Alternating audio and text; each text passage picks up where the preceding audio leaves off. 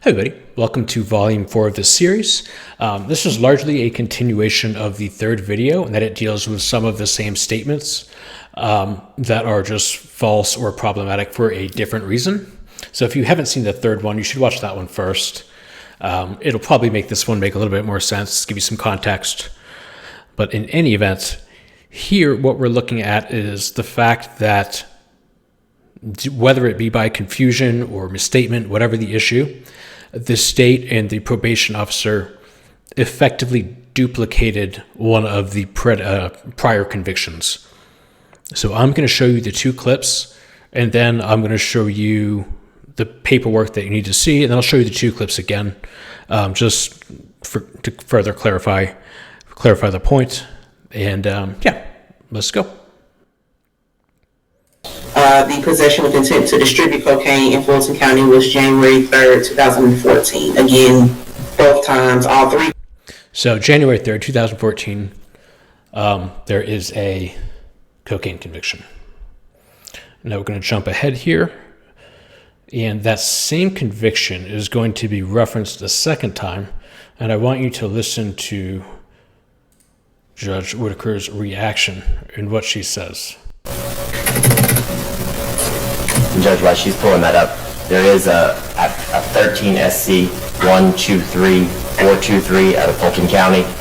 It's a BGCSA, possession of cocaine with the intent to distribute, where the defendant received 5 years probation on January 7th, 2014, which would be the predicate or basis for the possession of a firearm by a convicted felon. The 15 I figured there had to be something else there. Okay. Sorry, I didn't spoke sooner. I apologize. See, something else there. So that was a conviction that had already been read into the record.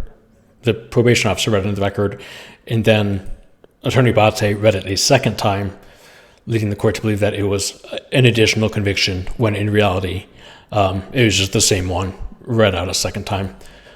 Let me see here. Let me pull this up on my end. We should be able to see that. Minimize here. Okay. So you'll see a couple things. You'll see 13 SC 123423. That's the number that the state read out loud in the second reading, and they also gave this date here, January 7th, 2014. Whereas the Officer Jolly, the probation officer, gave let me scroll down here, a different date. She gave this one, the third day of January 2014. Just different dates in between filing and when things were signed. So there's no issue with the date discrepancy, but yeah, it was a prior conviction that was read out twice, duplicated, something else when there wasn't a something else at all. And I'm just going to show both those clips one more time so you have listen to them with context.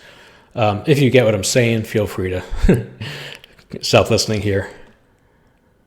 But let me see here. All right. I should probably switch it so you can see the video. Getting better with this whole video thing. Okay, there we go. Was December 10th, 2004. The possession with intent to distribute cocaine in Fulton County was January 3rd, 2014. Remember what I said? January 3rd, 2014. That's the date on the paperwork that we saw. Again, both times, all three times, he used his first offender. That's going to be the next video.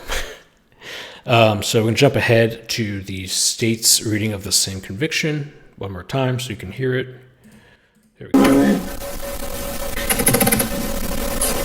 Judge, while she's pulling that up, there is a 13 SC 123423 out of Fulton County. It's a BGCSA, possession of cocaine with the intent to distribute, where the defendant received 5 years probation on January 7th, 2014, which would be the predicate or basis for the possession of a firearm by a convicted felon. The 15. The second half of that statement was covered in Volume 3, but the first half was the subject of this video. And again, the consequence of that statement is about 15, which would be the predicate or basis for the possession of a firearm by a convicted felon. The 15. I figured there had to be something else there. Okay. There wasn't anything else there. That's the problem. That's why this was prejudicial. Okay, So that's the end of this. I'll probably do the video on the 3-time first offender nonsense, which is as ridiculous as it sounds because it didn't happen. But yeah, thanks for watching.